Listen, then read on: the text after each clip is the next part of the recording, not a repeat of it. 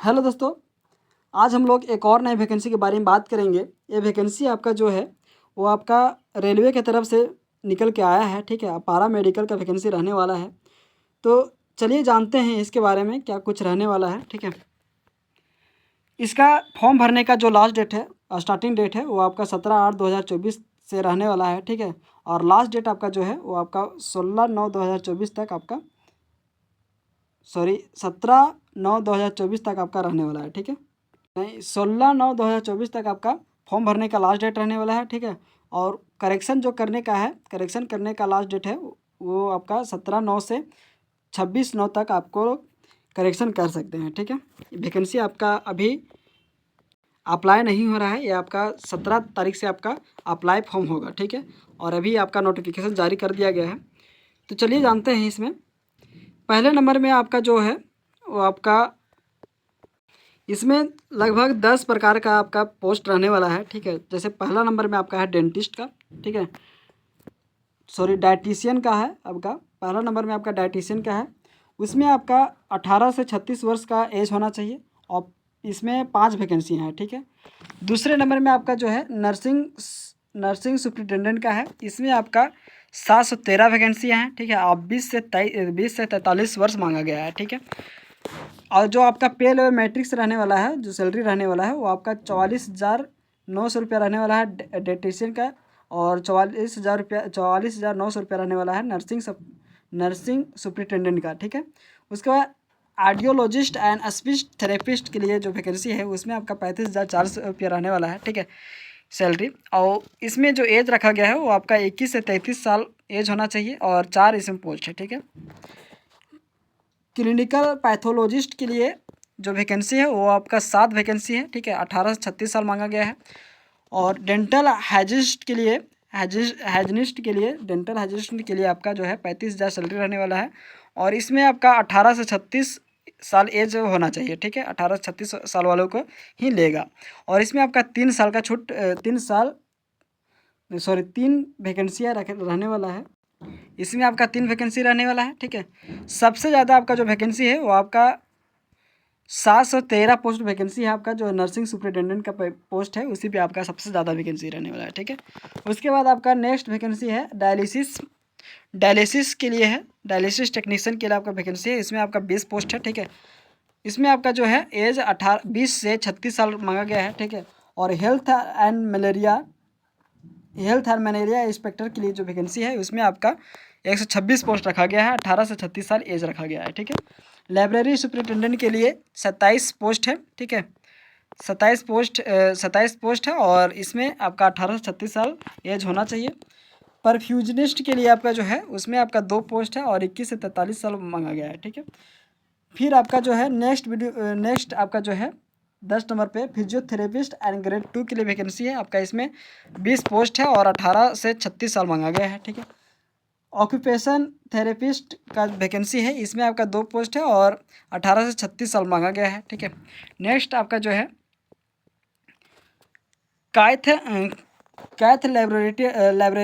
Cath laboratory technician का post है। इसमें आपका 2 पोस्ट रहने वाला है। ठीक है, और 18 से 36 साल मांगा गया है।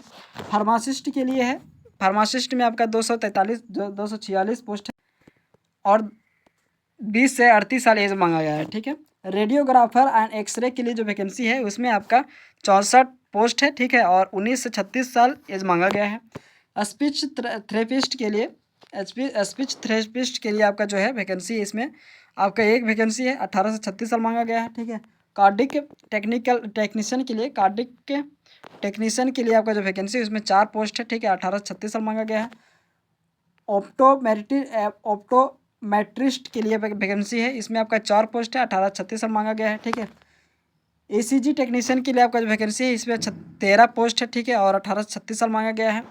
उसके बाद लेबोरेटरी असिस्टेंट ग्रेड 2 की वैकेंसी है। इसमें आपका 94 पोस्ट है और 18 से 36 साल मांगा गया है। ठीक है, फील्ड वर्क के लिए वैकेंसी इसमें 9 पोस्ट है और 18 से 33 साल मांगा गया है। ठीक है, और इसमें टोटल जो वैकेंसी है सभी डिपार्टमेंट का मिला करके 1376 वैकेंसी आपका टोटल वैकेंसी रहने वाला है। ठीक है, अपर एज के लिए 3 साल का छूट दिया गया है कोरोना पेंडेमिक के लिए। ठीक है, कोरोना पेंडेमिक के कारण आपको 3 साल का छूट दिया गया है अपर एज के लिए। ठीक है,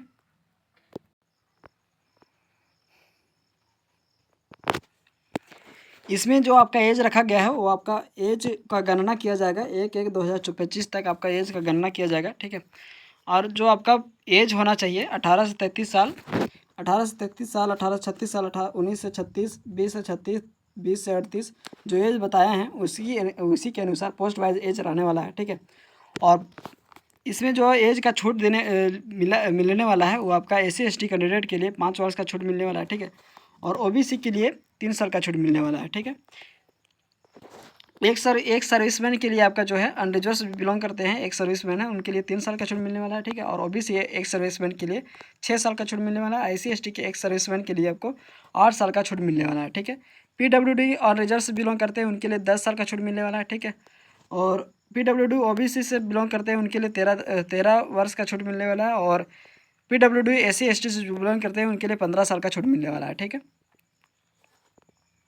आप लोग अपने अनुसार देख लीजिएगा किनको कितना छूट मिलने वाला है, ठीक है। किस कैटेगरी से बिलोंग करते हैं उनके लिए आपका छूट देख लीजिएगा। लेकिन ऐसे माइनरली आप लोग को SC/ST जो बिलोंग करते हैं उनके लिए 5 साल का छूट दिया गया और जो OBC से बिलोंग करते हैं उनके लिए 3 साल का छूट दिया गया है, ठीक है। इसमें आपका एजुकेशन क्वालिफिकेशन जो मांगा गया है वो आपका candidate should have requisite minimum education technical professional. आपका जो एजुकेशन क्वालिफिकेशन हो वो आपका पोस्ट वाइज एजुकेशन क्वालिफिकेशन रहने वाला है, ठीक है। जिसमें आपको नर्सिंग सुपरिटेंडेंट के लिए जो वैकेंसी है उसके लिए क्वालिफिकेशन जो मांगा गया है वो आपका क्वालिफिकेशन है वो आपका certificate as registered nurse and midwife having pass 3 साल का कोर्स होना चाहिए, ठीक है। जनरल नर्सिंग एंड मिडवाइफरी के लिए फ्रॉम आ स्कूल और nursing other institute recognized board by India. BSc nursing मांगा गया है, ठीक है। और Indian nursing council has also laid down certain special concern for the above cost is respect auxiliary 1 nurse midwife. मतलब BSc आपका nursing होना चाहिए, ठीक है। कुल मिलाकर के आप लोग देख लीजिएगा इसको, इस पैराग्राफ को आप लोग देख लीजिएगा, ठीक है। नेक्स्ट में आपका जो है कार्डियक टेक्नीशियन के लिए जो वैकेंसी है उसमें आपका जो क्वालिफिकेशन मांगा गया है वो आपका हायर सेकेंडरी एजुकेशन मांगा गया है, ठीक है। साइंस एंड सर्टिफिकेट कोर्स और diploma in category cardiology lab investigation ECG Holter और TMT candidate train echo cardiographic is preferable, ठीक है। मतलब 10+2 में तो आपका साइंस होना चाहिए, ठीक है। उसके बाद यदि डिप्लोमा किए हैं तभी आप एलिजिबल हैं। लेकिन इसमें जो शर्त रखा गया है वो आपका लैब इन्वेस्टिगेशन कंस्ट्रिंग में आप काम कर चुके होंगे, ठीक है। या कैंडिडेट ट्रेन होना चाहिए इको कार्डियोलॉजीग्राफी के लिए, ठीक है। जो इको कार्डियोलॉजीग्राफी के लिए जो ट्रेंड है उन्हीं को पहले परफेबल दिया जाएगा, ठीक है। बाकी आप लोग देख लीजिएगा। उसके बाद नेक्स्ट में आपका जो वैकेंसी है उसमें आपका क्लिनिकल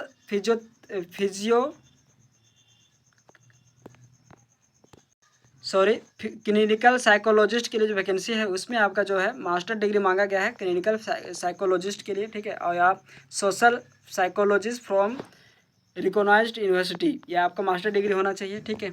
उसके बाद नेक्स्ट आपका जो है उसमें आपका ECG टेक्नीशियन के लिए जो मांगा गया है उसमें आपका 10+2 मांगा गया है या ग्रेजुएशन होना चाहिए, graduation in science having certificate diploma या डिग्री, डिप्लोमा में डिग्री होना चाहिए, degree in ECG laboratory technical में होने चाहिए, डिग्री होना चाहिए, ठीक है। लैबोरेटरी टेक्नोलॉजी में आपका डिग्री होना चाहिए ECG टेक्नोलॉजी में, ठीक है। और 3 साल का यदि आपके पास सर्टिफिकेट है तो भी आप एलिजिबल हैं, ठीक है। लेकिन टेक्निकल क्षेत्र में आपका होना चाहिए, ठीक है, ECG टेक्निकल क्षेत्र में। बाकी आप लोग देख लीजिएगा PDF को, ठीक है। उसके बाद फील्ड वर्कर के आपका जो वैकेंसी है उसमें आपका 10+2 मांगा गया है स्टेज और इन साइंस विथ बायोलॉजी और केमिस्ट्री, बायोलॉजी और केमिस्ट्री होना चाहिए 10+2 में, ठीक है, तभी आप फील्ड वर्क के लिए एलिजिबल रहेंगे, ठीक है।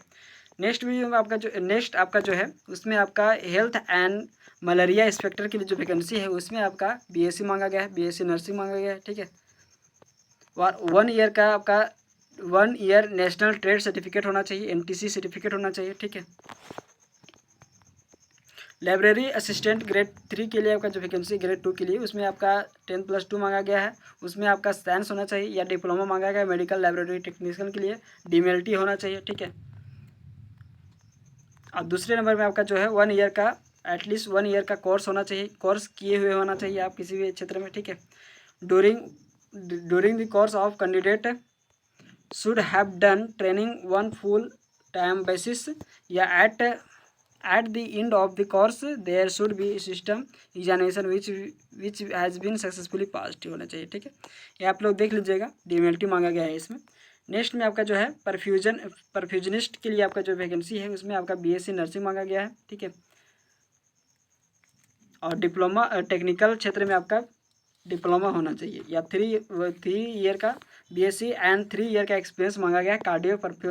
कार्डियो पल्मोनरी पल्म के लिए मांगा गया है, ठीक है। 3 साल का एक्सपीरियंस होना चाहिए इसमें।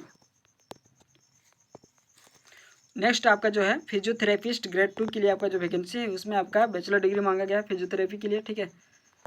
और उसके बाद आपका जो वैकेंसी है कार्डियोग्राफर एक्सरे के लिए एक्सरे टेक्नीशियन के लिए इसमें आपका 10+2 मांगा गया फिजिक्स केमिस्ट्री से, ठीक है। फिजिक्स केमिस्ट्री आपका 10+2 में होना चाहिए। और उसके बाद डिप्लोमा होना चाहिए रेडियोग्राफिलॉजिस्ट के लिए, ठीक है, एक्सरे टेक्नीशियन के लिए, या 2 साल का कोर्स होना चाहिए, रिकॉग्नाइज्ड बोर्ड इंडिया की तरफ से किया हुआ होना चाहिए, ठीक है। बाकी आप लोग देख लीजिएगा पीडीएफ को, पीडीएफ हम इस वीडियो के डिस्क्रिप्शन में मिलेगा पीडीएफ, ठीक है, वहाँ से आप लोग डाउनलोड करके आप लोग पीडीएफ को देख लीजिएगा, ठीक है। अब आगे चलते हैं हम लोग। इसमें जो एग्जामिनेशन फ़ी लगेगा वो आपका SC/ST से जो बिलोंग करते हैं उनके लिए 250 रुपये रखा गया है, और अनरिजर्व से जो बिलोंग करते हैं उनके लिए 500 रुपये रखा गया है, ठीक है।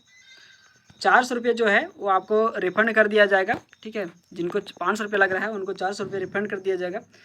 और CBT 1 क्लियर कर अपीयरिंग CBT 1 के लिए CBT 1 कीजिएगा। उसके बाद आपको जैसे ही आप CBT 1 अपीयरिंग कर लीजिएगा उसके बाद आपको 400 रुपये रिफ़ंड कर दिया जाएगा। उसके बाद SC/ST में जिसको आपका 250 रुपये लग रहा है उसको 250 रुपये पूरा आपका अपीयरिंग जैसे ही CBT 1 अपीयरिंग कीजिएगा उसको पूरा आपको लौटा दिया जाएगा, ठीक है, 250 रुपये। ये आपका रेलवे के नए नियम के तहत आपको ये लौटाया जा रहा है पैसा, ठीक है। धन्यवाद दोस्तों, ऐसे ही वीडियो के अपडेट पाने के लिए सब्सक्राइब करें हमारे चैनल एनी टाइम अपडेट को, लाइक एंड शेयर करें। धन्यवाद।